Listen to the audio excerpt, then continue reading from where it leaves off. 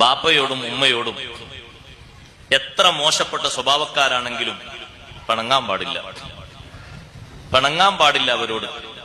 നബി സല്ലല്ലാഹു അലൈഹി വസല്ലം തങ്ങളുടെ ഒരു ഹദീസില് ഉപ്പയെയും ഉമ്മയെയും ഒരിക്കലും നിങ്ങൾ അവരെ വെറുപ്പിക്കരുത് എന്ന് പറഞ്ഞപ്പോ തിരിച്ച് തങ്ങളോട് ചോദ്യം ചോദിച്ചു, നബിയെ, ബാപ്പാന്റെ ഭാഗത്തുനിന്നും ഉമ്മാന്റെ ഭാഗത്തുനിന്നും ളുൽമുണ്ടായാലോ എന്നൊരു ചോദ്യം, അക്രമം. അപ്പൊ തങ്ങൾ 3 പ്രാവശ്യം ആവർത്തിച്ചു പറഞ്ഞു, വഇൻ ളലമാഹു വഇൻ ളലമാഹു വഇൻ ളലമാഹു. ബാപ്പയും ഉമ്മയും മകനെ ആക്രമിച്ചു, അന്യായമായി വല്ലതും പറഞ്ഞു ചെയ്തു എന്നാൽ പോലും ആക്രമിക്കാൻ പാടില്ല. അവരെ ബഹുമാനത്തിന്റെ സ്റ്റേജാണത്. എന്തും ബാപ്പയായതുകൊണ്ട് ഉമ്മയായതുകൊണ്ട് എനിക്ക് ചെയ്യാൻ പറയാന്നുള്ളതിന് പെർമിഷൻ അല്ലത്. പക്ഷെ അവരെ ബഹുമാനിക്കേണ്ട ഒരു പരിധി പറഞ്ഞപ്പോ പറഞ്ഞതാണ്, അവരിൽ നിന്ന് ളുൽമുണ്ടായാൽ പോലും സഹിക്കണം, ക്ഷമിക്കണം.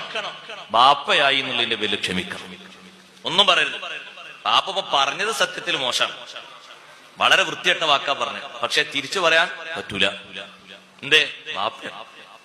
ഉമ്മ പറഞ്ഞത് സത്യത്തിൽ മോശപ്പെട്ട വാക്ക ഉമ്മ പറഞ്ഞു, തിരിച്ചതേ നാണയത്തിൽ ഇല്ല, അതിലും താഴെ ഇല്ല, നല്ലത് എന്തെങ്കിലും തിരിച്ചു പറയാം, അത്രേ പറ്റുള്ളൂ.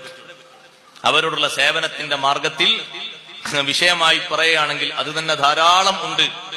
നല്ല സേവനങ്ങൾ സൃഷ്ടിച്ചുകൊണ്ട് വലിയ പ്രതിഫലങ്ങൾ വാങ്ങണം. അല്ലാഹു തആല തൗഫീഖ് നൽകുമാറാകട്ടെ.